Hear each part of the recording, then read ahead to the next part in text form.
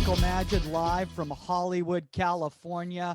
With me, you know her as 99 World Cup winner, proud Rutgers alum, Saskia Weber. Joining her is, you know him from the Archie's comics, the one and only Omar Zini, known as Pro GK Academy. Solid Letterman jacket you got going on there for Pro GK Academy there, Omar. Thank you. I appreciate that. I don't even know what Archie's, I don't know what that is. Oh my God. I can't. Generation gap. I'm sorry. We just lost your image, Sask. Where did you go? We just lost your camera. She's getting her UCLA jacket now. Oh, she's getting her UCLA jacket. Yeah. She's switching it up quick. Oh man. Well, anyway, the reason that Omar's got that lovely virtual background for NYCFC is because we are joined today by goalkeeper coach for NYCFC, Rob Vartughian. Rob, thanks for coming on here. We have a jersey quota. I think we have to have a jersey person. I think at least every 3 weeks. I think, Susk. What is it? It's hard to avoid, Mike. It's hard to avoid. It's not my fault. It's in the water. It's in the water. It's in the water. I mean, honestly, I think, Rob, what is the percentage of people that are involved in goalkeeping versus the percentage of people that live in New Jersey? Because I'm pretty sure that 80% of the people that live in New Jersey are involved in goalkeeping. I mean, first off, thank you for having me, guys. I've had a chance to listen, and you guys do a really good job. So I appreciate you having me on. And to answer your question, I could think of just my high school alone was a factory. So, we'll throw in the statistics that's the most densely populated state in the United States.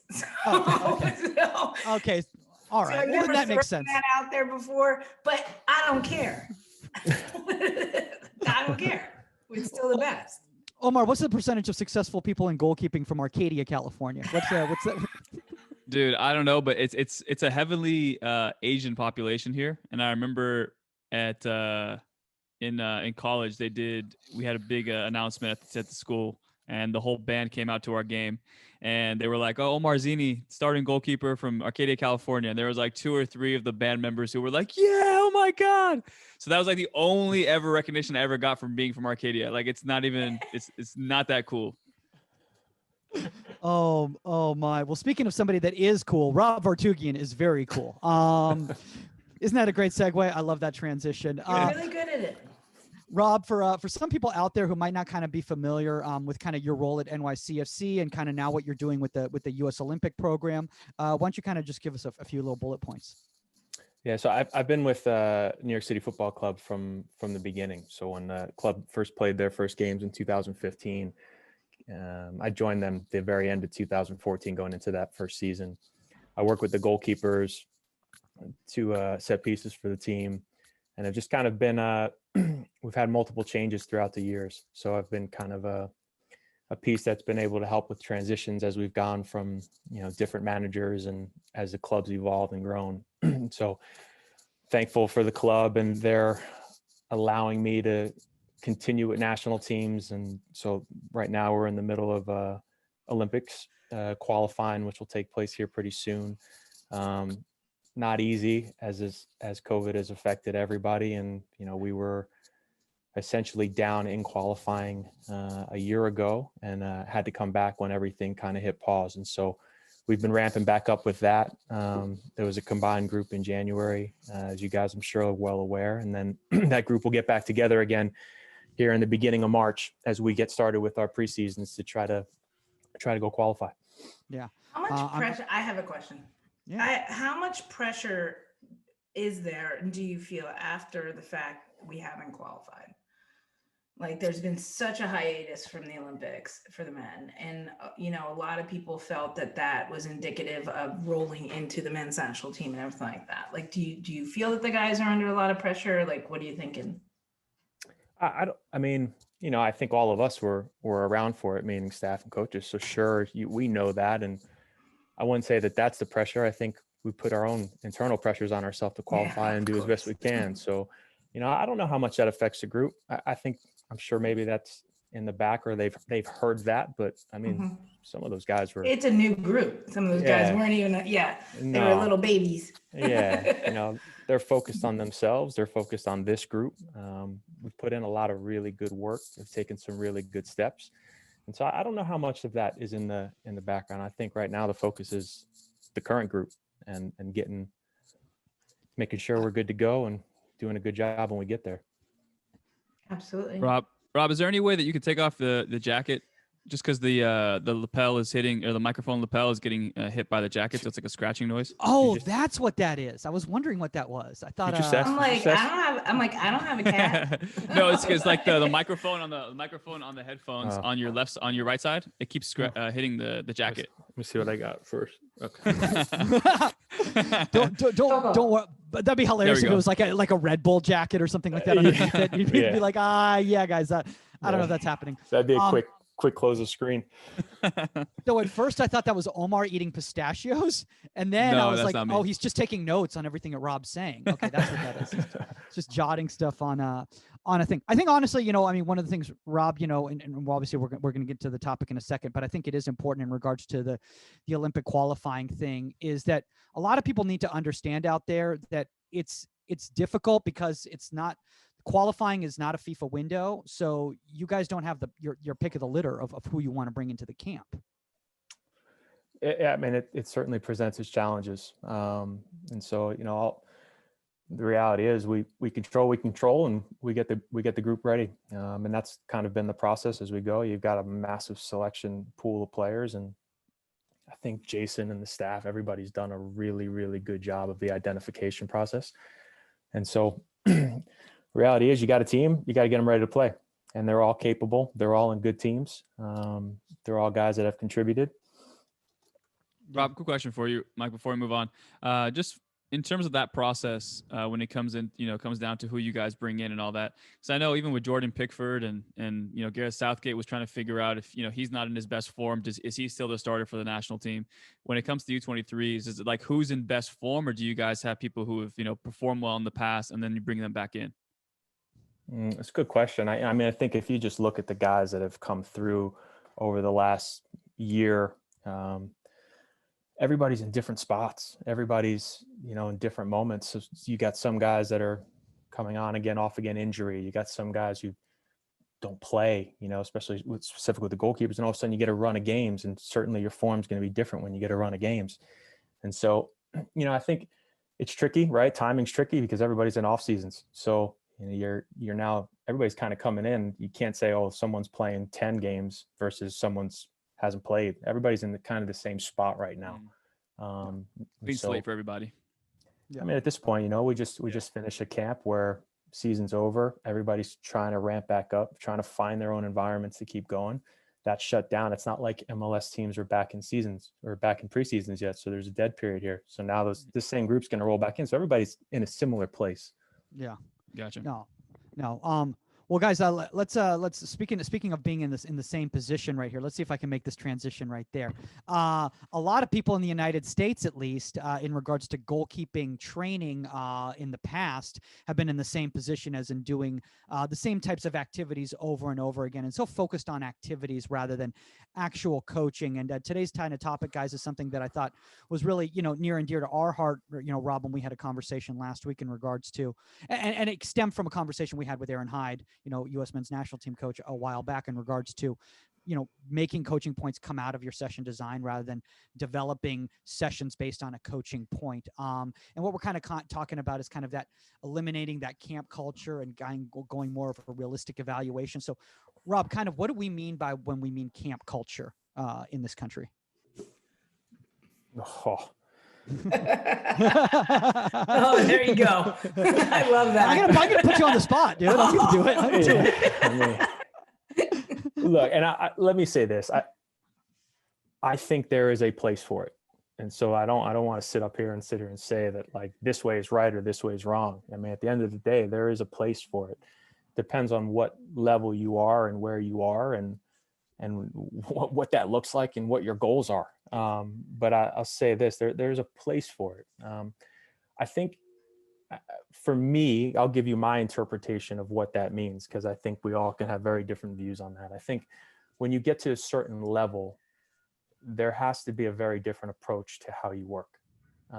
And I think sometimes when you start to look across different places as you start to climb levels, whether that be collegiate or a USL team or an MLS team or a national, whatever it is, you get to a certain point where there needs to be a much different level of detail. There needs to be a much different level of working, a much more specific way of getting to an objective and really honing in on the detail of that. And so when I think of camp culture, so to speak, for me, it's like you have this kind of assembly line, right? And you can get into this kind of way of training. And I struggle with that way when you get to a certain level, because it has to replicate the game. It has to replicate very specific actions. And I don't know that, in my experience, from what I know of camp culture in previous different walks or things that you might see if you go to a, Saturday 9 a.m. to 3 p.m. session, I don't know how much of that sometimes can actually be the game, be really specific. That can mean very different things to a lot of people. And I will say again, I think there is a place for it at certain ages and certain levels, that there are certain things that can come from that are beneficial, but I think at some point you need to pivot. Yeah. Well, no, I mean, I'm glad you're bringing that up right now in regards to the fact that there is a time and place for it. But I think one of the issues is when you're talking about when you're advancing the levels, and obviously Saskia, you're coaching at the highest Division I level there is out there. You've even recognized it in regards to players, whether it's even outfield players coming in, that a lot of them have been trained in a way where technically they're very clean. They understand the game, but the processing of the actual moments, the scenarios in the game, that's where they're struggling. Yeah, it's a translation from camp culture or from training into game scenarios, into real game. And even if you mimic that, if you can mimic that in practice, there's nothing to be said about the stress. There's nothing to be said about the fans. There's nothing to be said about everything else that's going on and how that affects an individual directly. I agree with you so much in the sense that, like, I think we find a lot in camp culture, it's just repetitive. Get the kids in and out, get the movement, get everybody engaged, and this and that and the other. But what are you really teaching how that translates, and how can you simulate that into what they're going to see? Yeah. Omar, how difficult is it for you, as somebody who runs, an academy outside of a club environment, to not fall into this camp culture trap of doing tips and drills, basically? Exactly. Yeah, I think I don't know. I think the number one thing and of recent I've been doing lately is showing the kids on video specifically what I'm looking to accomplish. So for me now, they're able to take a piece of video. For example, this weekend I trained 1v1s, and there was a save that Luis Robles made in when MLS restarted. And it was a 1v1 situation where he didn't get caught in no man's land. He actually stayed back, allowed his defenders to recover, kept the good space between the striker and himself, and he made a low one-hand save to his bottom left. And I showed it to the kids, and I said, look, this is what I want you guys to understand, is that he didn't kill his space, but he didn't stay so far back. He found a happy medium, gave him a chance to close the angle, and at the same time, reaction time as well. So today, I want you guys to find that window. So in the session, now the kids had a really good idea for me of not just doing a drill, but actually like, okay, the terminology that I used from the video and then pairing it to what they're actually doing themselves. Now they're coaching themselves, I felt. And at the end of the session, they said, oh yeah, I felt my window was a lot better. I still sometimes took too many chances. So for me, I felt like giving them the opportunity to develop their own language based off a piece of video really helped. So I think for me, that's what's really helped. And I think other coaches as well. If you guys do that, I think it's very beneficial. Yeah, I love what you just said in regards to the coaching yourselves type of thing, despite the Always. fact that, you maybe should have used a Sean Johnson example when we've got Rob Vartughian on. Shout out to Luis Robles. Shout out to Luis Robles with a phenomenal legendary MLS career. Shout out to former guest Luis Robles. Yeah. But Rob, that is something, especially when you get to those higher levels. You want the goalkeepers to recognize the coaching points. You don't want to have to tell them what they're missing. Of course. I mean, I hear Omar's explanation of, to me, that's not camp. I don't hear camp when I hear Omar Mhm. talking about showing someone video and relating it to a specific action and instance. That to me isn't camp. Camps to me Agreed. when you see 7 kids lined up behind a set of cones, shuffling in and out and catching a volley. Like, Agreed. and that, like, it's totally different. Yeah. Yeah. Well, Yeah, I Mike, mean, I agree. And I, even when I see some of the stuff on like YouTube or whatever pops up on Facebook and stuff, and you see somebody that's having their academy or training and they're like 7 kids and everybody's doing the same thing, and I'm sometimes I watch, and the repetitive motion of like one player is the same. Like who's are you changing this? Are you tweaking this per player? Are you like, what's going on here? Is this just a drill? Like, it's like they haven't changed their footwork, they haven't changed their hand movement, they haven't changed what they're doing, they're just going through the drill. And so that's you doing a drill to satisfy what, yourself? Sorry, you know how blunt I am. yeah. Or are you taking these 7 kids and are you individualizing them, and are you actually breaking it down and saying, hey, Jane, you're not getting 2 hands to the ball, or Paul, you're on your heels. Like, what are you doing? But And so Yeah. what you're doing, Omar, is individual coaching and breaking that stuff down and really taking it, making an investment. But what other people are doing is just doing the drill. Yeah, and that was actually something probably like 4 or 5 months ago. I went to someone's camp as a guest coach, and then afterwards they gave me a call and they said, "Hey, what would you have changed? What would you have done better?" And I said, "Well, like we talk about in private sessions, sometimes we have from like A to Z. This is what we're going to try and get to, and then a lot of times we just try to get to Z without ever stopping the session to make corrections or let the kids communicate with themselves to figure out if maybe they can find a solution that we didn't bring up." And he asked me that, and I said, I felt like we were going from one drill to the next, and then coming back to the middle, talking about the next drill, then going back to the groups. I said, I think we can do that, but to give the kids an opportunity to ask questions and figure it out for themselves. Maybe when the coaches go back to their little group, they have a discussion and they say, guys, for 5 minutes, we're all going to discuss, what do you think in this scenario we're working on right now? What do you think you guys are going to get out of it? Do you have any questions? What do you think is going to get, make you successful in these 1v1s or with these crosses or whatever? So now when the kids are having the conversations, one of the kids in the group may be smarter and inclined in terms of goalkeeping. They may say something to somebody who doesn't know anything about goalkeeping in that group, and they go, "Oh, well, now that's something I got to pay attention to." So instead of just going from the group and then going to do the drills and then coming back and then doing the next exercise and going back, now you're actually creating an environment where it is camp per se, but now the kids are having constructive discussions and maybe even a guided discussion from the coach who's running that little circuit to have ideas of what the drill is actually trying to accomplish. But by the way, Omar, I just want to say that I'm sure you've just given yourself a gold star for the fact that both Rob and Saskia, were complimenting you on the way that you were running your clinic sessions. So that's now your verified check mark from two esteemed coaches when you run your next session. But Rob, I think honestly, like one of the things, so just you're having this discussion right now that I'm just thinking about right now in my head is I think it comes even more visceral than that. I think it's just a simple matter of that, like, just coaches, a lot of times coaches just don't want to put the work in. Like they just, at the youth level, they just want to make it easy on themselves because they've got 3 sessions that day. And they're like, well, if I just design these activities and everybody does these activities all for the entire day, like I'm good by the time it's 5 o'clock and I can go home. Yeah. I mean, that's scary. If that's your outlook. But it's true. But yeah, I totally agree with you, Mike. It's true. That's I mean, it's falling into that zone of, are you cashing your paycheck? Are you putting together a camp so you can get a lot of numbers in and run through it and do demos, and then the kids just go, and it's just repetitive? And are you really teaching?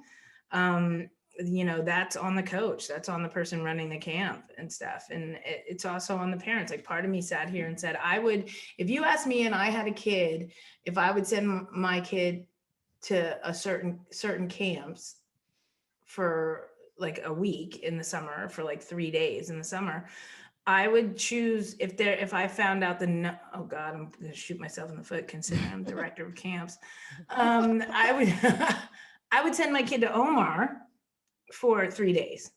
Like, you know what I mean? Like do video, do this, do that. You have to decide what's best. But I think that, you know, you really have to know who you're sending your kid to and what the coach is doing. Well, I think there's look, I'm sure at some point in our careers, we were all in this mode of you're hustling, right? Absolutely. Yeah. And that's a part of it. And I think, Saskia, I heard you say this on a previous show. I don't remember with whom or what the topic was. No, but it's true, right? Like, and you had made the comment that, like, if you're going to go take money from somebody and that person's going to invest in you, at a minimum, you should know where they play, how they play. You should have a conversation with their coach. That's what I said. Yeah. And if you're not doing that, that is a massive disservice. And you have this mode of, like, some people do it because there's still a daycare aspect of this where you need to just drop and go. But there's also a part where people are hustling and people are coaching, and there are individual coaches, and those people become more important in that kid's development than sometimes their coach, because they get the real time with them. Yeah. No, I believe in that wholeheartedly. Like, and this is, you know, Omar, you know how much I think of you and stuff. But if you have the time as a coach out there, not you, Omar, I know what you do. If you have the time out there as a coach to go through video, to do that, to break stuff down, then you have the time to pick up the phone and call the kids coach. Find out how they did in the game that weekend. Find out what, you know, where the goals were scored or what they did well, and build your individual session off of that. Like, take time, invest it. In this day and age, like, we can sit on here in 4 different parts of the country and be able to share a desktop. I mean, that didn't exist before. You couldn't work this way. You definitely weren't doing that in Rutgers in '89. I didn't have. So, like, there's. I had a word processor. I went to the card catalog at the library. Like, and I know kids listening to this right now, absolutely no idea what I just said, but there's this thing, it's called a word processor, and you write a paper, it goes and you use whiteout, and you have to white it out, and there was no internet. Well, what you guys don't know is that Rob actually he initially started writing his sessions on an Etch-a-Sketch, and then he would just present those to all the kids in the playground. Omar, is that how you started out? Was that the original Pro GK Academy? Omar's like what? No, I bought an iPad and I had an Apple Pen and I was drawing everything out. So I mean, that tells you the difference of time. What's an Etch-a-Sketch? But Rob, quick question for you. With, like, the NYCFC Academy and all that, when you have young kids who you guys recruit and you know, bring up through the system, have you guys noticed that some kids come from a camp culture or come from sessions where their coaches have a lot of lines, and when you guys get them in the sessions, how long do you feel has it been for you guys to, you know, present them the new idea, a new approach, and then how long has it took them to translate that and transfer that? That's a good question. You guys had Danny Shapiro on before, I think. Yeah. So Danny's with the academy, and it's a better question for him, to be honest, because by the time that they come into me, he's already kind of gone through that work with them. So I would imagine the answer to that is, you know, you experience that on some point, but I think especially when you're younger, getting kids up to speed, that happens pretty quick, in terms of terminology, how you train, how you work, what to expect. But that's, you know, I don't know anywhere that doesn't. Everybody's got to start somewhere. You know, it's only very recently that people just started focusing solely on, you know, in a club with a team and their goalkeeper coach within the club. We're still young that way. I think one of the most difficult things, and, you know, especially, like, obviously in regards to bringing kids into the academy, and then maybe even from the college to the professional level, for you, Rob, you know, is that the misidentification of a lot of goalkeepers, because we're going off recommendations a lot of times. We're going off vouching, especially at the youth level when you're talking about for DA showcases and, you know, joining an MLS academy or ODP or whatever, or college recruiting, Saskia. And people say so-and-so. Well, no, we're not going to talk about. I'm kidding. In general, but we're talking about the fact that we have to rely on people properly identifying goalkeepers. And I can't tell you how many times as a younger goalkeeper coach, I misidentified talent to colleges or pro teams or whatever, because I didn't recognize what was really required at that level, this aspect right here, the cerebral aspect, because I'd just seen them going through tips and drills. I think that in one of my first ID camps, I haven't been at the college thing that long. Like in training in the camp, I would say I misidentified a kid. Like training was stellar. Like it was phenomenal. And then the wheels fell off when we went to play 11v11 or like even 7v7. Like it was like, whoa, but it was kind of a shock to reality to me. And I think it really kind of changed my perspective on things of that translation, as I keep saying, from camp culture and training culture to, can you implement this in a game? Like how, you don't get 20 breakaways. Hopefully you don't get 20 breakaways in a game. It's not repetitive.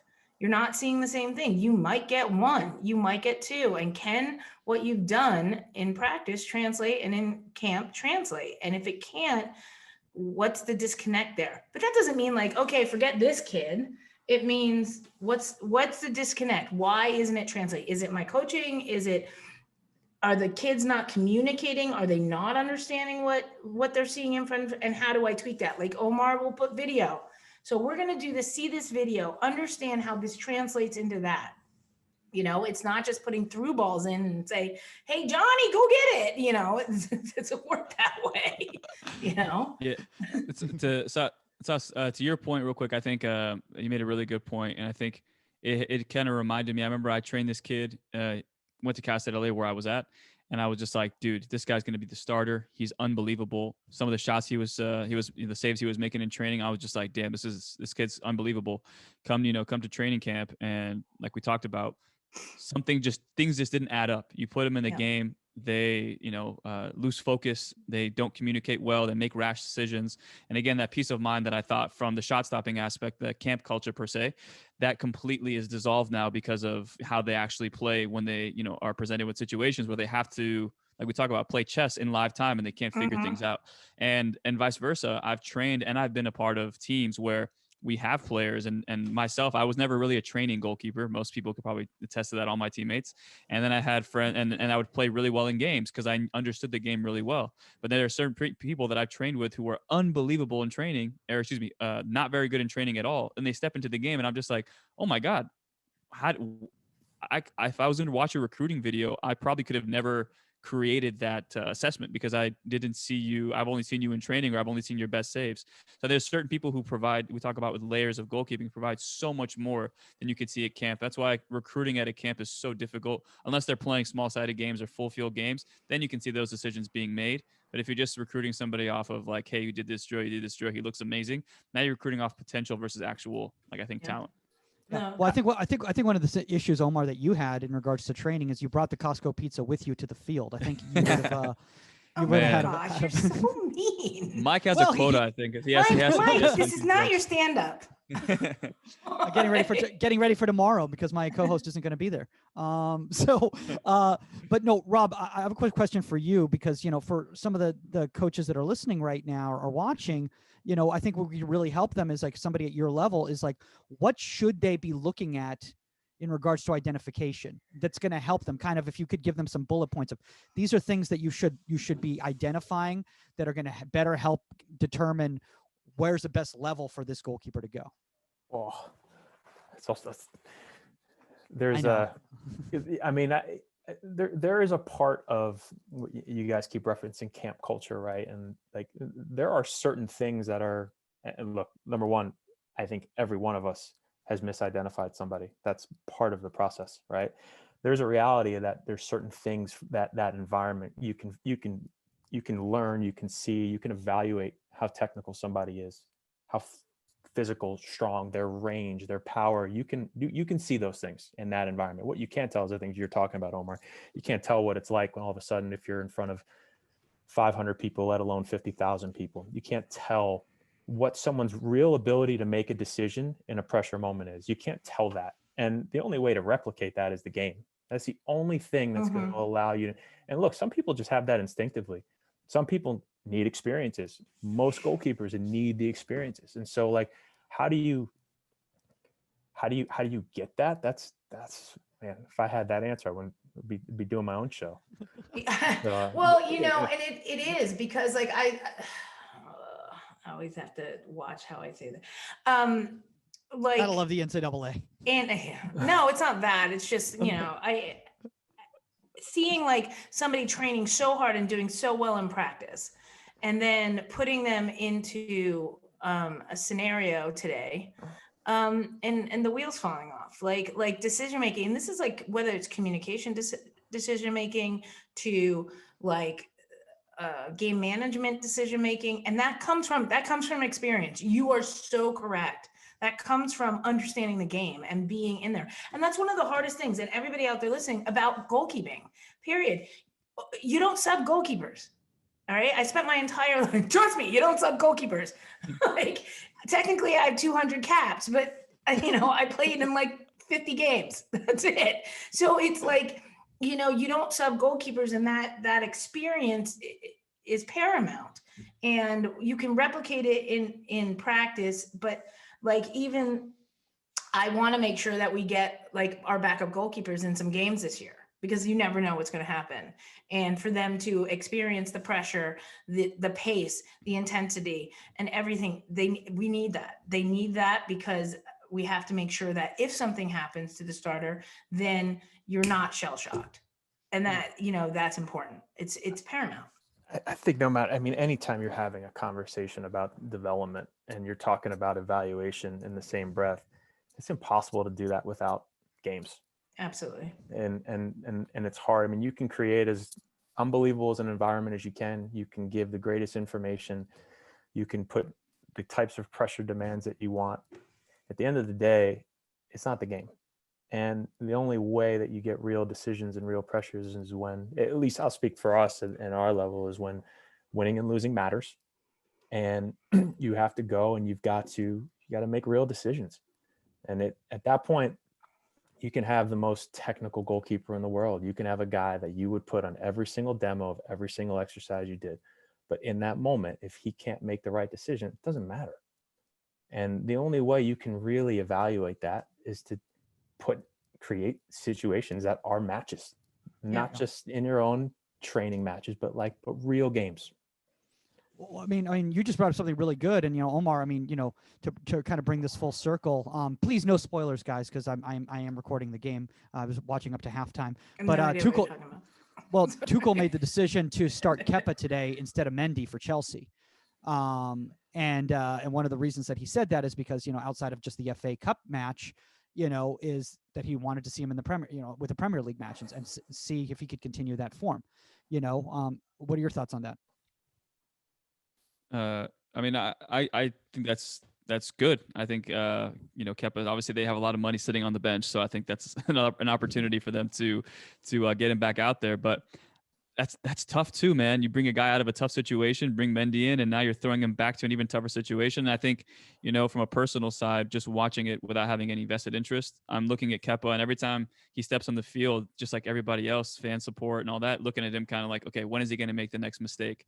So it's one of those cases where I just feel so bad for the guy, and I'm rooting for him, and I hope he does well.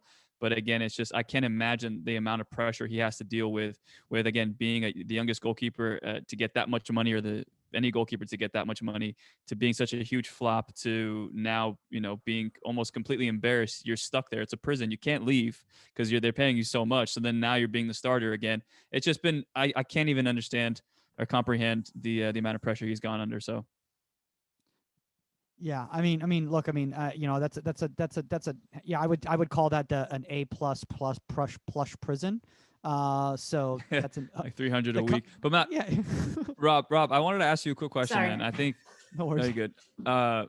Just pick your brain, because I think we've all had situations where, again, we've had that goalkeeper who's come into the system and they are a good training goalkeeper. And sometimes as coaches, I feel like sometimes like I want to be that voice of reason for the goalkeeper. Like, they have the 2, I want to add the second 2 there and make it 4. But have you ever had situations where you've had those goalkeepers come in and you give them the games and the experience, but they just can't figure it out? Have you tried conversations? Have you tried to hook them up with, you know, sports psychologists? Anything that has been successful for you in the past? I think it depends on what level you're talking about, right? And so like I spend a lot of time in the college game, and my answer to your question from the college game perspective is very different than my answer to your question now. I think when you're in an environment where your focus is development, it's winning, but it's also development, then you continue to ride that, because that is your responsibility to the student athlete. And that, there's a bigger picture involved in that, right? And at the end of the day, you brought that kid there because you saw something in them. So it's on you to exhaust every avenue to get the best out of them. And so and it happens for different people and different timelines. And that's part of a coach's responsibility to figure out what different buttons to push. You bring a kid in as a freshman, that it's what we were just talking about. You saw something in him somewhere in a showcase, and all of a sudden he turns up on campus and you're like, he's not where he needs to be. And well, you don't just go out and get another one. You got to figure that out, and you got to dig in, and you got to find a different button to push because you saw something in them. And so maybe, I'm not going to say sports psychology or this or that avenue, but there's certainly ways that you have to explore. And there's also timing. You got to really, for me, the most important thing when you start talking about that, and I say this at the professional level, not just the collegiate level, is you got to have a real relationship with that kid, and you got to understand him, right? And because you can't even start to push buttons on people, start to motivate people until you really understand them and what gets them going. Because you could be taking a tact with him where he's looking at you, you have no idea of his background, he's going, I can't curse on here, so I'm not going to say it, but essentially he'll be saying that in his mind, right? And your responsibility is to figure out, okay, how do I get to him? Because it might be something there that's holding him back. It's very different at this level, at the professional level. Absolutely. So you don't have the same patience. Isn't the right word. You have the same patience, but you just don't have the same time. And at the end of the day, you are brought there to produce. And every goalkeeper in a team, you have your starter, you have your two, you have your three. Well, they're all treated a little differently because they're all on different timelines and expectations based on where you need to bring them. Doesn't mean you have to push and you have to do all the things I was just saying, but at the same time, at some point, if that light has not gone on, you have to move on. That's just the reality and the harsh part of the business. Every one of us on here has been in that situation where someone's moved on from you. And so, that happens. And I think your timeline with that, the answer to your question is very different. I'm still bitter about that. What? that's your jersey. We'll talk about that when we stop recording. But and I wait, what? Go ahead. I'm still bitter about the person that moved on from me.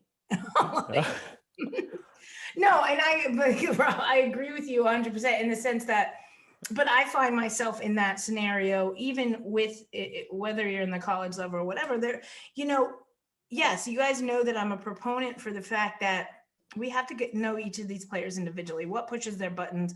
And in college, it is different.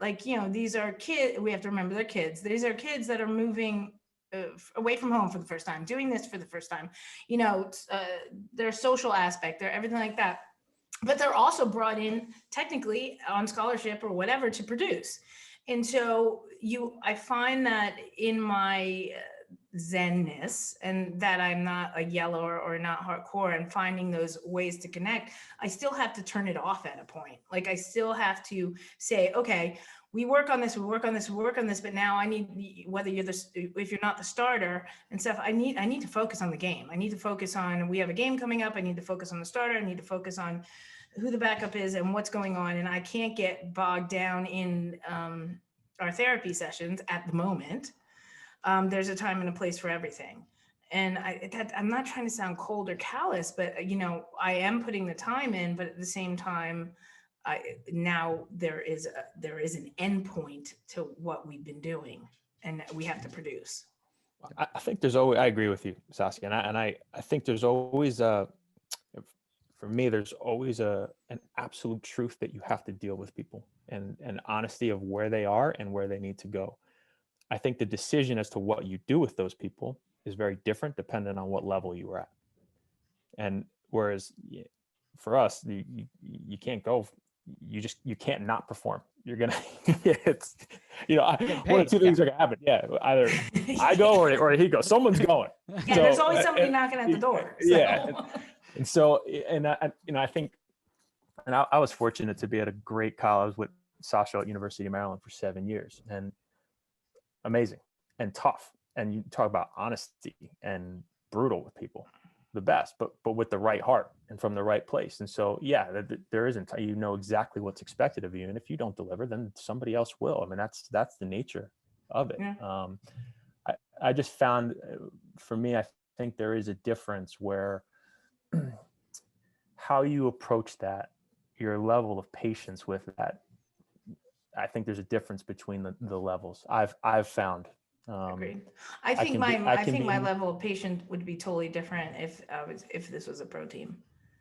Like, yeah. I do. I think my hand holding and my kid gloves. Yes, I'm nice, guys. This is nice, Saskia. Nice. Would be the pro Saskia. Would be a little more professional. Like, it wouldn't be hey, you know what I mean? Like, it'd be a little different. I believe that. Omar, I actually have that question for you before we move on. I'm not a bitch, everybody. Like, I'm not a bitch, I swear. Before we move on and kind of get into the why and some of these session designs that Rob has to show us. And I love the juxtaposition that you have, the contrast between the games and the actual training session and how it develops it. But Omar, I want to ask you, when you're working in a private environment with a pro versus a college, is that relationship and is that direction and how you communicate with them different? Yeah, I think it is. Yeah, I think for me, younger kids, I could be truthful, and I am with the professional guys as well. But the younger guys, obviously, working on their development, and they have a lot of things to fine tune, and maybe they haven't been introduced to certain terminology or certain things that myself being on these podcasts and stuff like that with top coaches, they introduced to me of what's expected at the next level. And then you have the professional guys that I train with. I don't do as much coaching with them. I show them the film afterwards and we discuss. It's more of a discussion versus me coaching. And I think for me, those guys, majority of them, they like to be coached. But for me, at the same time, like, I don't do it so much in my sessions because those guys are still in their off seasons and they're trying to figure out new techniques. They're trying to get themselves back. And the last thing they need from me is to critique certain things that they already know that they're not doing right. So for me, I try to do most of my coaching points through film, where it's like, hey, this is not just an opinion. This is what I'm actually seeing. What are you seeing? And then we have a discussion. So I try to, like, Rob said, kind of there's different ways to approach different things. But I think, yeah, for the youngers, I do coach a lot more in this session. But the professional guys, I take more of a different approach and a different tone. Yeah. Well, let's move into some of these sessions. Rob, you want to share this up? Yeah. I mean, you guys tell me, which I'm happy to. I don't want to make it too long and boring for you, although I think. Don't worry, Omar's already got his notepad out. So this is recording, so I'll keep it. So, I mean, I think part of it was, we talked about this in the beginning about the decisions coming, or the how did you frame it? The coaching points coming from a session rather than the session coming from the coaching points. Like, by the way, that's from Aaron Hyde. That's not from me, so I don't want to take credit for it. No, it's 100%. Like, it 100% accurate. And so for me, when I think about that, like, and it's how I work, right? Like, I think that everything that we do, from even just the technical part to the handling, it has to replicate the game, the move. It has to replicate something that they can instantly feel when they go into a game. Okay, I have done this on the training ground. And so, like, when I start to think about, like, that, where the session comes from or how the points get developed, I think it's two parts. For me, like, you have to train specific actions. I believe that's my philosophy. You have to train very specific actions. So a goalkeeper has comfort in seeing that, and you have to do that in multiple different ways. And I'll give you an example of what I'm talking about. And this is less about the decisions part of it, but it's more about the actual action, right? So we do talking about, like, from this point, and when you're unsighted, right? And now you can have in a match, you get to this point multiple different ways, but you get in here and now you have someone on the edge off the angle. He's coming inside and now you're having to track it. And maybe you can't tell in the visual, but his only sight line is from the mannequin shorts and down. So he has to find that. There's a lot of detail in all of this, but this action, there's a lot of goals that come from this, right? And so like I'll spend time in so many different ways creating this specific action. Here it's just he and I one-on-one, where you just keep replicating a very specific movement, right? This isn't decision at this point. This is, okay, I'm here. I have the feeling of a winger, a midfielder rolling off inside. And now he's shaping it and I'm unsighted. And then you kind of develop that topic. How do you get to that place? Well, it can happen multiple ways. You can come out clear across, a ball can get recycled. And now you're coming to reset. And now you end up in this spot. Same thing, rolling inside, unsighted, same action. Different, but exactly the same action. One thing I love about this right here, real quickly. You want me to go back? No, I mean, just in general. I mean, you can go to the next slide. Is that you just brought up something that I didn't even think about. Then again, it's like not only training the actions in regards to the scenarios, but how did these scenarios come about, and how many different ways these scenarios can be created. And I think one of the issues I've had in the past myself personally, I'll just speak for myself, is that I've had these scenarios be created the same way over and over again, rather than recognizing what you just said, Rob, I thought was brilliant, was like, okay, so how does this happen? It can happen this way, but it can also happen this way. And I think that's one of those ways where kids, especially youth goalkeepers, will stop, going through the motions or anticipating the movements because they don't know how the play is going to develop, Sorry, Omar, if I interrupted you right there. So. No, I'm loving what I'm seeing. Keep going. So we like it, this. Again, it's almost an identical spot, right? But how you arrive at that spot is so different. And the bottom line in this particular session, all we're focused on right now is you're set on that player, whoever that player is, he's rolled inside. And now you don't get the appreciation because of the camera angle, but where the dummies are and where I'm rolling off, he has no sight line because I'm hidden behind this. So at the point that this comes on him, it's quick, right? And we will do this at least during preseason, twice a week, multiple different ways, just kind of layer it in with different sessions, because he has to, in a moment when it's real like this. Sorry, is the volume up?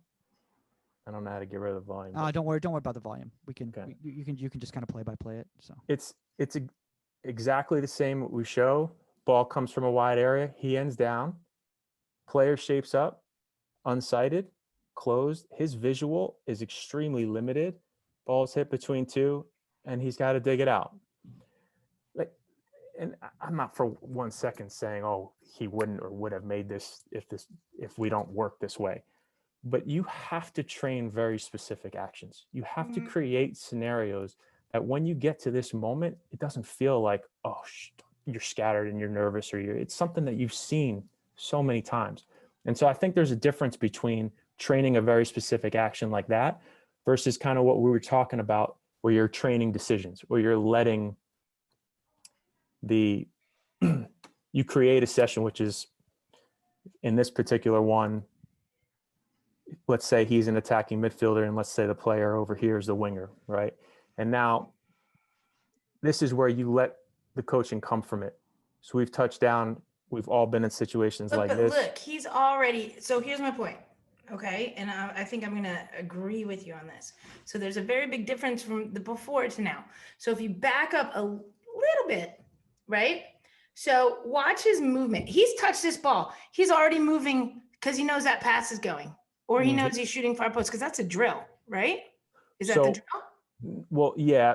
So he's jumped this, and to your point, he's jumped it. You would want, yeah. So I'm going to go back because So I'm not hammer. I'm just saying this is what we run into with practice. This is what we run into with camp, which is the point of the podcast, is you set things up that become repetitive and everything. And even the best goalkeepers in the world he's already going. He's jumped it. I'll call him out. Like, whatever, call me, we'll talk. It's okay. I love you. It's cool.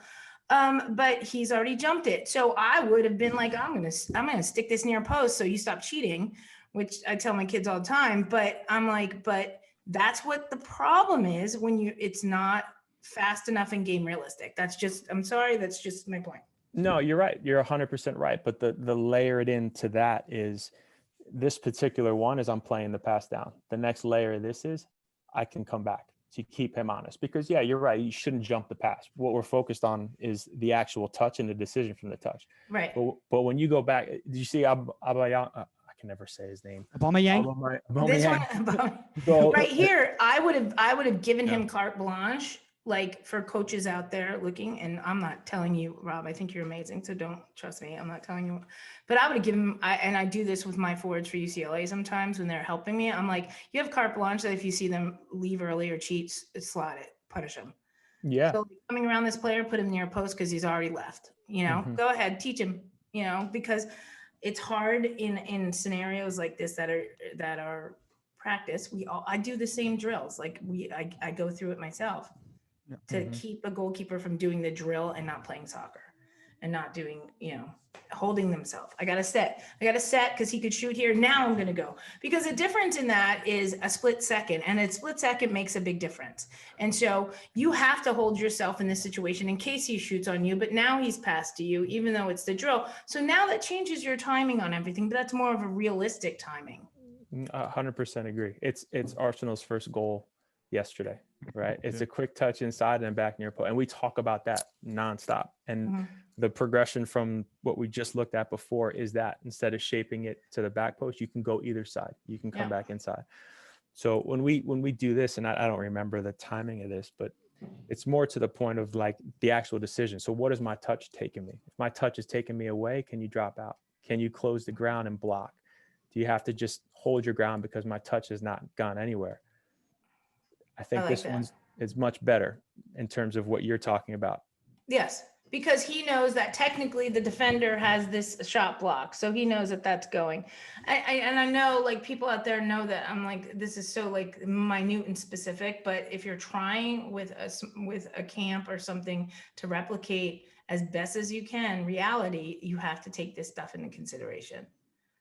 100%. Yeah. By the way, I'm just going to let Rob and Saskia run the podcast from now on, because you guys are doing a better job than I could ever do. I know. Yeah, I know. I love the way you're like, look, like, no disrespect to him, I'm going to call him out right now. I'm like, okay, well. No, I wasn't calling him out right now. I'm showing that I'm calling the keeper out.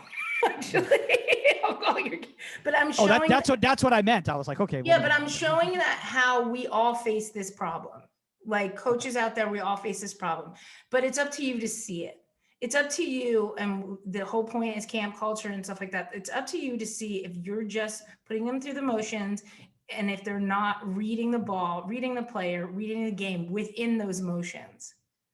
And if you want to teach and you want them to get to a higher level, they have to aspire to read everything, not just the end game. Not like Rob said, not just the end pass, not just the end shot. Omar said that. You've got to read everything leading up to it. Yeah, 100% right.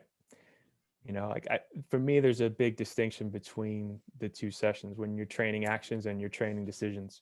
We do a lot of this type of work where you layer it in, build up, and then at the point where something turns over, you now have to make the choice based on what the pass is, right? And so this goes to, I love that. This goes into you can't go in with just that. These are the things I want to talk about. And you have to let these things happen to be able to work through them, because it's always going to be different.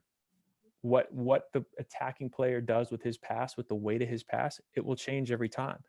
So sometimes you can go, sometimes you can't.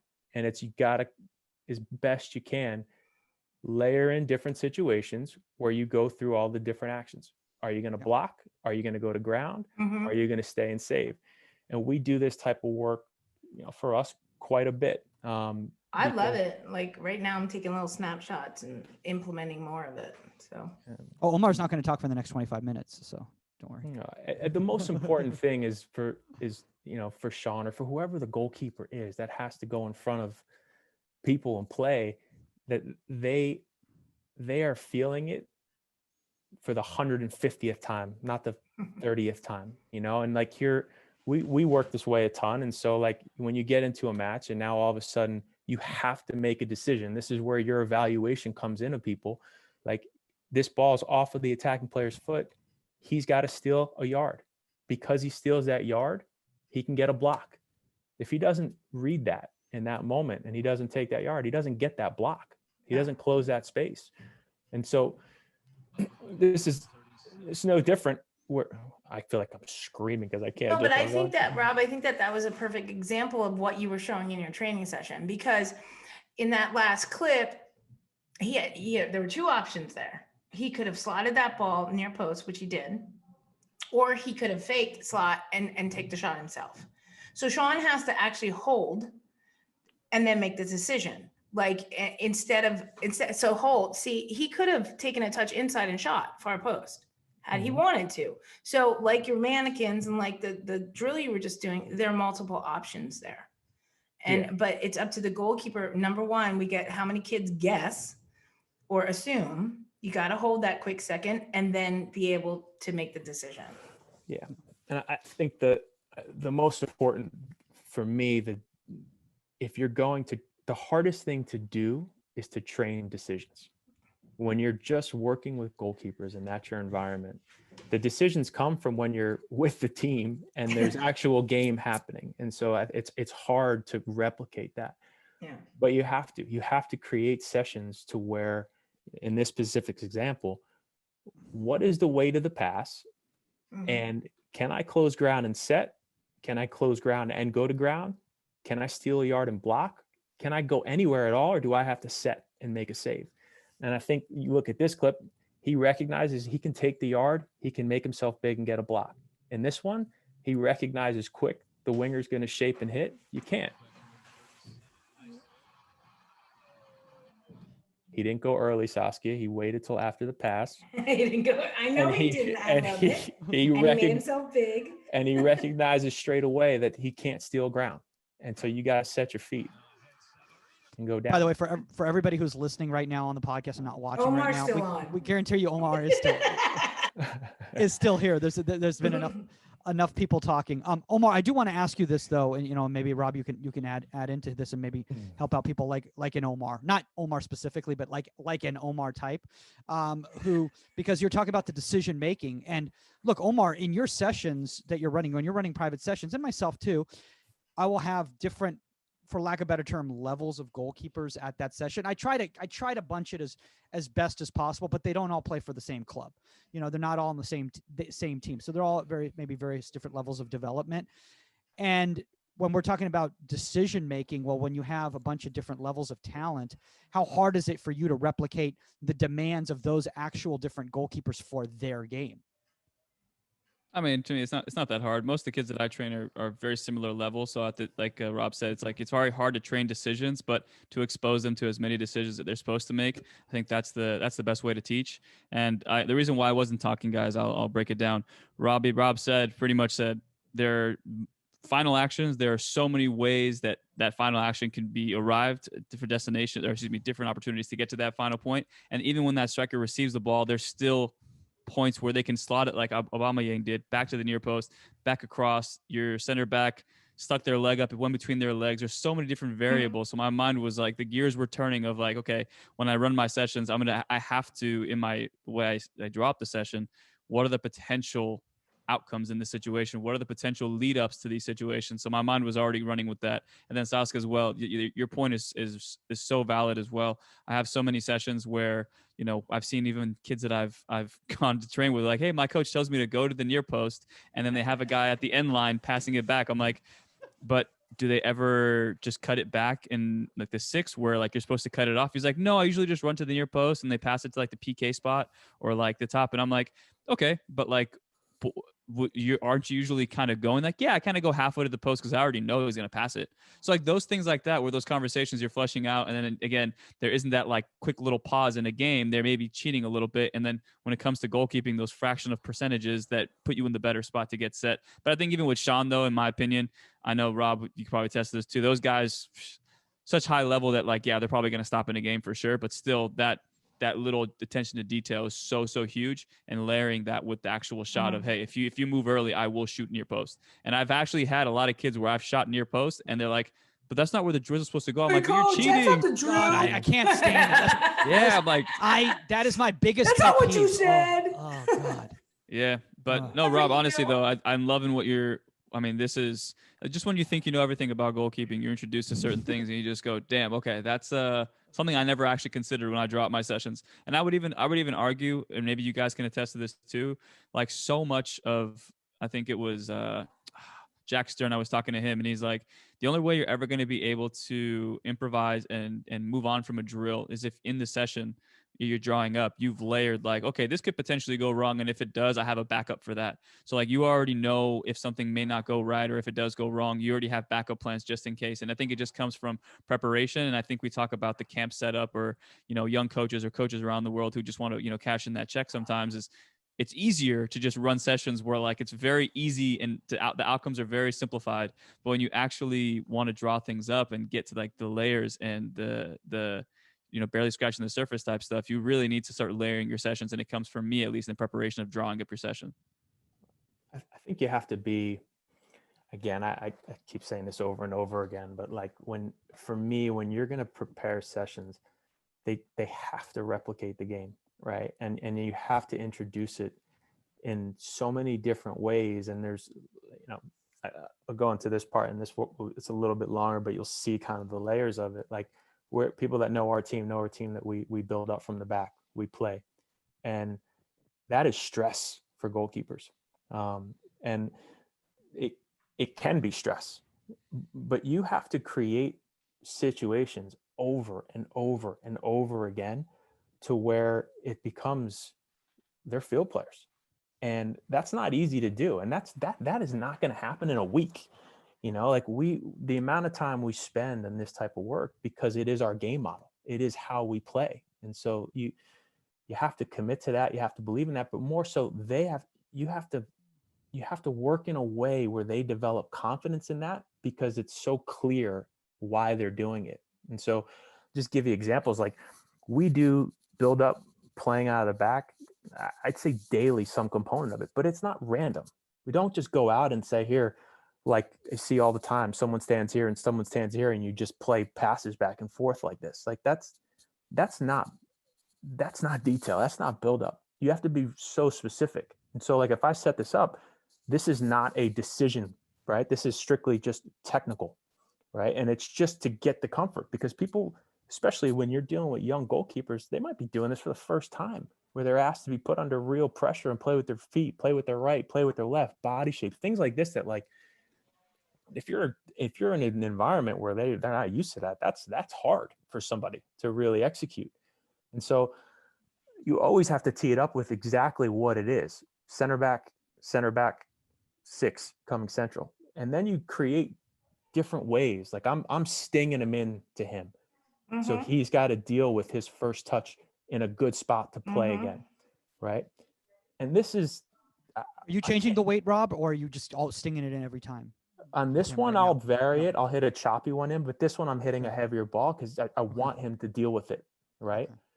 And then you have to layer it in multiple ways. And then you have just the technical part of it, right? That's a big part of it. People will say, oh, there's no decision there, there's et cetera, et cetera. You have to be capable with both feet under pressure. And there's a technical part of that you have to feel comfortable doing. And that is hours and hours and repetition to get to a place where it's just common, right? And then you'll eventually, when you start to add the decisions, you have to layer it in, right? So now this is goalkeeper positional possession. Goalkeeper is always on the end. This is center back, 6 is in the yellow. Think of it that way. And now, what you look at his feet and look at his ability to break lines. And then the next sequence that's coming up here, But I've said this over and over again, and you know this, we do this with UCLA as well as sticking the goalkeepers in rondos and everything like that, that number one, that quick transition and comfortability on the ball under pressure is paramount. And number two, your team gets comfortable as well with playing the ball with your goalkeeper. I think it's important for keepers. So anybody watching, they're like, oh, well, you know, this is typically a field. No, this is incredibly important because now your teammates are comfortable playing you the ball as well. Because if they're not, then there's an issue there too. You know, and this is where it expands. Like if you're not involved in rondos, I'm sorry, you guys, if you're not involved in being the wall pass and stuff like that in a tight space like this, your team's not going to be comfortable playing you the ball. They're going to get themselves into a shitty situation. There's a technical part of it that eventually you get to where everybody can do it, but then there's a decision part of it that happens real time. And when if you picture this picture, this is a center back, this is a center back, this is a six, you've got to recognize instantly where the space is and who's free. Yep. Yeah. And and keepers should be involved in that stuff. This isn't when we talk about keepers doing something like working on distribution or something, and it's not, hey, here's the ball, here's the pass, take 2 touches, clear it out to the right, no pressure, no nothing, no pace. That's not reality. It's not reality. No. And if you want to get to a place where, and you imagine the stress that you could feel if you don't train that way and work that way, when you have a 9 bearing down on you in this situation, in a real game. But when you've done it over and over again, it's not. You've seen the scenario so many times where this does not bother him, you know, and it doesn't phase you, but you have to, there's so many ways to develop that. You know, It's simple as this, just swinging past center back. We do work like this. Absolutely. That's strictly technical. We do. I do work like this all the time. Did it today to get them ready for game tomorrow. By the way, I do want to say this right now. I said, you know, that everything that Rob is presenting is quality, when most of the comment section are MLS coaches and Premier League coaches. I'm positive. and Saskia's being positive, and Omar's not talking. And I'm being in a positive mood, and Omar's not talking. And I'm not trying to joke around.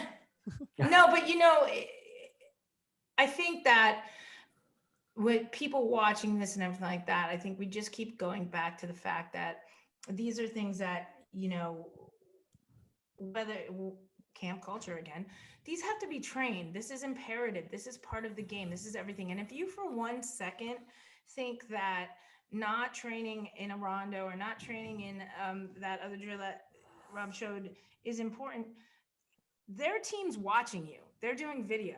So we know that the keeper's maybe not too confident with their feet. So we're going to high pressure and we're going to bear down on you. We're going to bait you.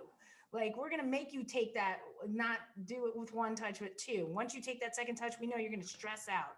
We look at that. We're counting on it, you know? And so those are things that are assessed. So if you're not training that under pressure or under certain situations, your keeper's going to be a lamb to the slaughter.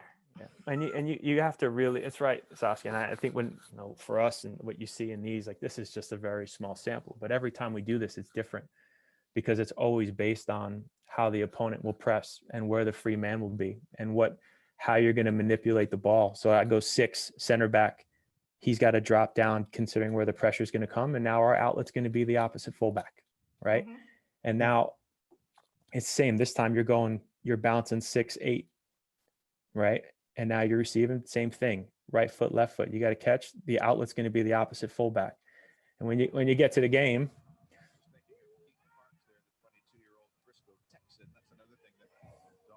then it's second nature. First touch is clean, and he immediately sees him already coming to the center back here because the starting position, the outlet's a fullback. Now he knows he has. Yeah, I think Rob, to this point, man, I think Mike and I spoke to Lloyd Yaxley, I think like 2 years ago, and we asked him, like, what's one thing young kids don't worry about or aren't focusing on that they should be? And he was like, I'm going to go out left field here, but the biggest thing I think is prep touch. Nobody is looking at prep touch and how much the goalkeeper can have command on the game with their prep touch. Not even command on like the immediate pressure, but more so for themselves of I took my prep touch, I know where the ball is, now I can look up, and like you said in training, there's one option here, there's one option there, there's one option big, but because that prep touch was clean, it's created this opportunity. I say it all the time. All the time, you'll hear it out of my mouth. If your first touch is good, your pass is good. Lauren right now is leading the team in possession and quality of passes. Yeah, It's my keeper. Yeah. And we've won our games and we're dominating and everything like that. But playing through our keeper, but her confidence on the ball, her quality of her prep touch, always hitting her mark on her distribution. You're the first pass on attack. Yeah. Think about it that way, people. Yeah, you have to really. And again, like this is the same thing we were just doing, right? But the biggest difference is. And this just goes into how you layer in detail. You know, you can't just have somebody go and just ping backspin balls, right? Or clip balls. You have to have a real intent and a real purpose in what you're doing. So like we spend a ton of time in the same series, but this one, first touch out, and now you're playing a pass that's wrapped into the fullback. It's not driven. It's not clipped. You can do it where you're the three of you, you can do it solo. We do it both ways within a week, right? Sting them in, first touch out in front, wrap it in. But to your point, Omar, like if this touches away from you in a game, you're dead, right?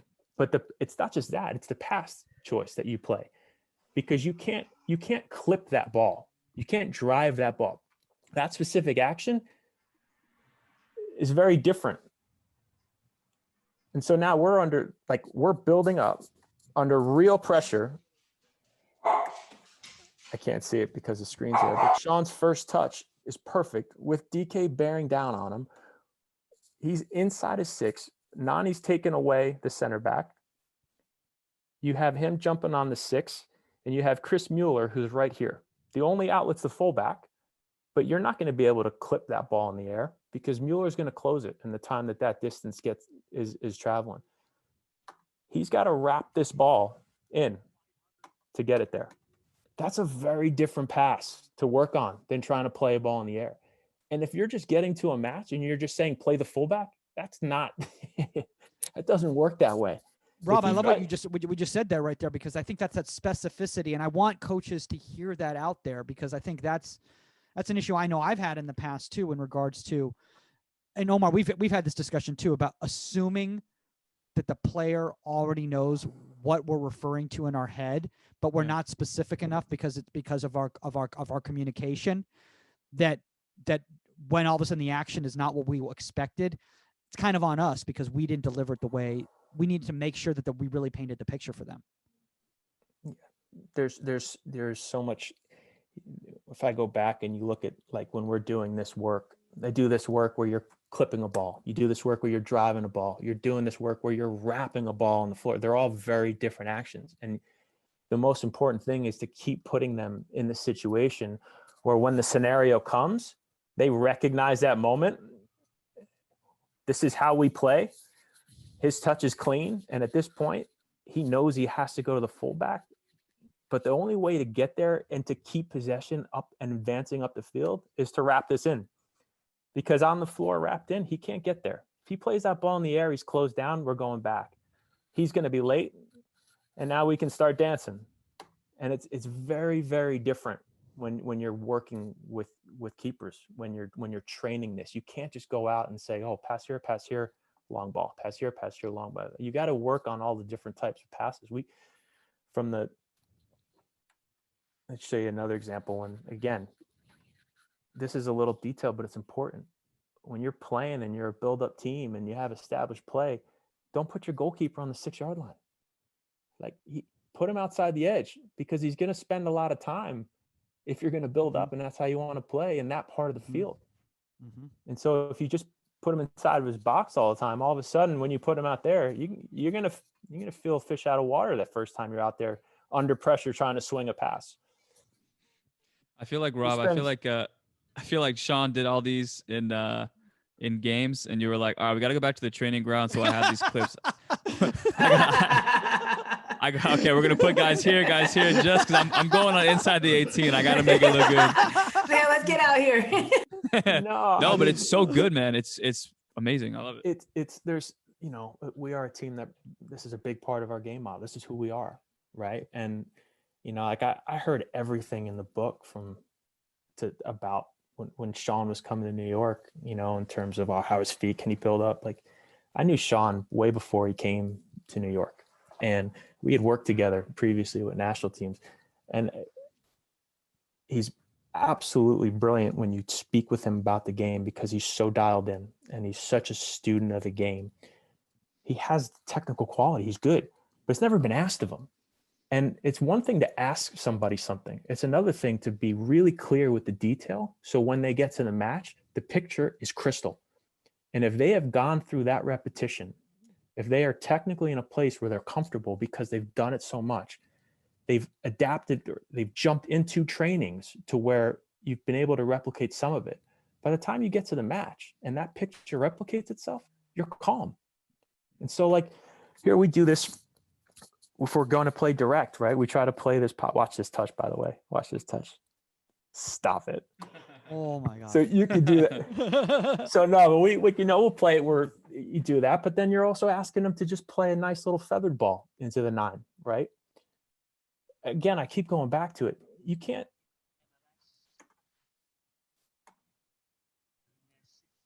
He's the quarterback. So he'll joystick the whole action. Thank you. That's what I am always saying. Like, you guys, you're the first pass on the offense. You're the quarterback. You can set the tone for everything.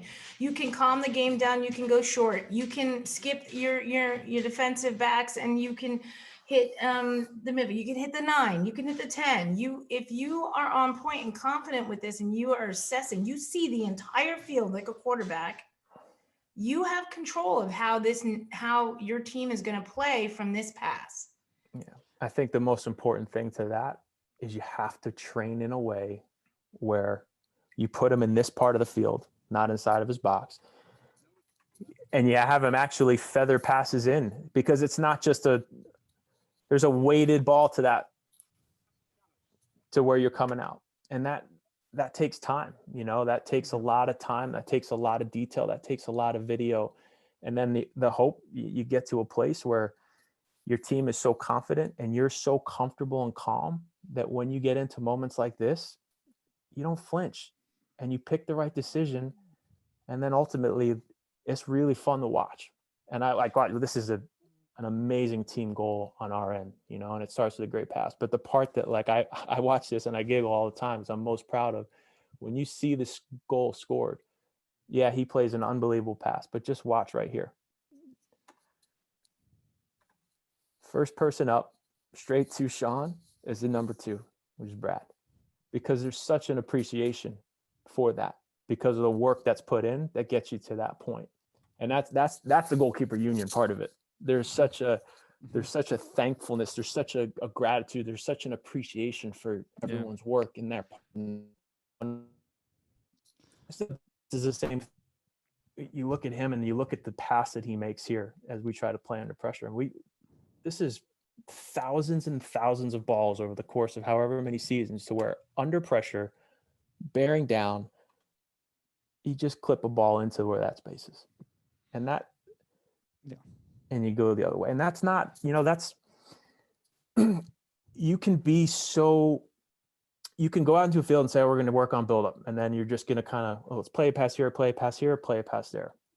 But in the end, if you're going to go and you're really going to focus on that, you got to spend the time. You got to walk through, create situations, and you got to drip feed it. You got to talk to it. This is the 6 playing the 8. This is where the winger will press. This is who's going to be open for you. You have to constantly create those different scenarios. If you want it to translate to a game and have them feel confident and calm, you've got to constantly drip feed it in so many different ways. One-on-one, goalkeepers together, simple technical. You got to put them in the possessions. They got to go in with the team when you're doing it. And you got to keep doing it and keep doing it and keep doing it. Well, Rob. No, absolutely. I apologize for breaking in, by the way. Thank you for having all those all those clips of Sean, by the way, because I'll be straight up honest. They were better than the ones that I found. So by a long shot. Omar always complains. He goes, "Man, Mike, sometimes some of these clips you find, it's a stretch trying to get to the topic here." I will Why I I never will put say, clips up. Rob, I will say though, Luis, is he the number 3 now? I don't know if he's number 3, but Luis Barraza has like some of the best feet I've ever seen. I mean, his highlight tape, his college. He always talk about like NBA mixtapes or like college mixtapes of these players. I'm like, if you just watch Luis's college video from Marquette, you watch it and you just go, "What the? This guy, right foot, left foot, drop it anywhere he wants." Yeah, Luis has done it. I think Luis has been fantastic for us, and we're really excited for him. He's going to come in this season as a number 2. He's earned that, and he does. His feet, from a technical standpoint, are fantastic. And this is exactly what like your comment leads it, whether or not it was intended to or not, leads it straight into. But this is where the real time and detail comes in, right? Because technique doesn't matter if you can't make decisions. Mm-hmm. And where Sean is at right now, and Luis has come a really long way, and it's amazing when that light bulb clicks and all of a sudden the picture they see is clear, right? And it takes time. I mean, he's been with us for a few years, but like goes back to your point about environments previous to environments now. Like he's a technical kid, left foot, right foot, whatever surface, whatever weight, however the pass needs to be made, it's great. But if you can't make the decision real time, if you don't understand where the pressure is coming from, if you don't understand how to bait somebody in to let a window open, it doesn't matter. Because that's everything. That's the game. And that takes time. That takes constant putting in situations like that to get that feeling, to get that timing, to recognize when, who. And now he's there. Like you were watching him in the Champions League game that he played for us at the end of the year to where he was 2 years ago. It's apples and oranges. He still's got a ways to go, but the picture's clear and he's asking the right questions. And if he makes a mistake, he immediately knows it versus kind of looking around going, "Oh, that's a good pass." Well, no, like, it's not a good pass if it doesn't lead us up the field. Yeah, For sure. Yeah. Well, absolutely, 100% on that. And it just brings us back full circle, in my opinion. Like, it's the transition from training, from camp, from everything into can you implement it? Absolutely, whether it comes to distribution, to saving, to movement, to everything. Decision making is paramount. And as we wrap up this episode and everything, I think I want a lot of the people who are listening and watching this, the reason that we had Rob on for this, obviously, is because he's got a vast amount of knowledge, but also because I knew that he had this type of presentation where he could really showcase to you all how important this is, from a not a conceptual level, but from an actual physical level of it actually happening. Omar was joking around about like Sean was out there, after he used the game clips, and like Rob's like, "Here, let's set up sessions that look like these game clips." No, but that's all because of the way that they're training. That's why those scenarios have come up in the games, and he's got those examples from the training, is because the reps in training. And honestly, Rob, you've made me think. I thought I was being specific, and I thought I was designing sessions that were game scenario, but now I'm starting to rethink how much more evolution I still need in my own sessions. I'm not trying to make it a pity party on myself, but this is the reason why we have people like yourself on here, is just to, expand our minds. I know we're getting close to an hour and a half right now. So, if Rob, is there any advice that you would kind of give any coaches out there who are struggling trying to adjust their training mindset in this direction?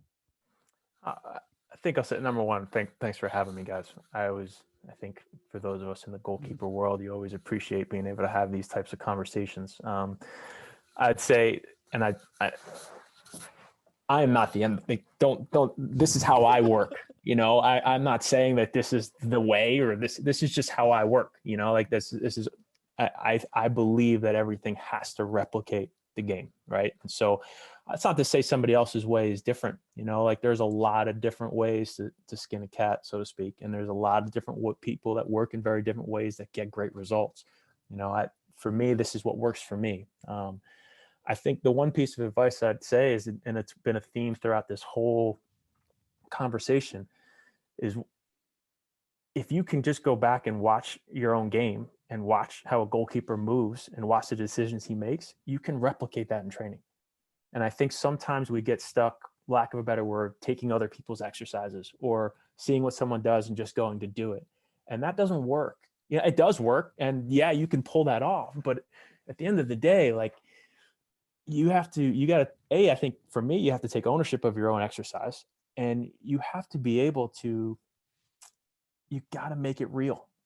You have to make it real. They have to be able to, whatever they're doing, in my opinion, they have to be able to, you should be able to, in those moments, layer over your training to a match and almost have identical movement. And that's not to say you're creating robots. You're not. There's parts of the training that get layered in where you create decisions, but there's also parts that are the action, and you can create that. Don't go into the stealing mode or just kind of off to a side and off the turn, hit the ball, hit low dive. Like, no, if you're going to go into a technical exercise, do it where you start high, drop down, because that same technical exercise that you did where you're working lateral, you're never working lateral in a game. You're always going from one point to another point. That's a different part of the field, so to speak. You could be set high, you got to drop down low. You can create all that stuff. You don't have to just go into. Yeah, I think you get the point. No. I mean, I know, Saskia, I know you got to get to a meeting right now. So we need to start, wrapping this up right here. So if you need to head out, guys, follow. No. I was just saying your time is valuable, so we want. Yeah, gotta go change the sweatshirt. Yeah, you just gotta go change the sweatshirt. Why am I in trouble? I was like, how can I put UCLA somewhere on this? I'm sorry. We're getting a lot of DM questions right here, Rob, and I know that you're not a social media person, but if anybody wants some of these questions answered and stuff like that, what's the best way for people to reach out? Should they just reach out to us and then we can get you the questions and answer them for them? Yeah, we could do it that way, or yeah. Okay. I know. Okay. I gotta get up to speed in the social media world. You can talk to Omar, man. He can give you a whole tutorial. Word processor. He'll give you an hour. He'll give you an hour and a half podcast on how to do social media, and you can just sit there quietly and watch him, and you can go like, "Wow, that's really good." I know. I mean, tables are turned. I still got a flip phone, man. So no, I don't. We got a long way to go. Yeah, I was gonna say. So we can't recover from that. Rob for president of New Jersey. Is there a president of New Jersey? Okay, sorry. I'm reading a DM. Oh my God. I mean, well, Rob, I think we've only scratched the surface, and I mean, this has been absolutely phenomenal. I mean, I can't wait till we can start traveling again and go out to, check out sessions with your permission, of course, and learn more, in person and stuff like that. But this is just such valuable content. Guys, remember, if we have a guest suggestion or a topic suggestion, shout out to people who've recommended camp culture. That is something that we had wanted to discuss, and really glad. I think we can delve into that even more. Absolutely. So we should revisit it for sure. Yeah, definitely. Contact at Inside the 18. That's the number 18media.com. If you have a guest suggestion or topic suggestion, if you want a lovely a varsity Pro GK Academy jacket. Where do they reach out to you, Omar? At Pro GK Academy _? Yeah, just my Instagram or yeah. And if you want to, if you have some of these questions, send it out to our email. We'll get them back to Rob, and then we'll share Rob's email with you if he's comfortable with that. But forget about me. I said you earlier. I said Saskia _Weber because she had a paying attention. She had a meeting to get to. All right, guys, that's all the time on Inside the 18, and we are out. Later, guys.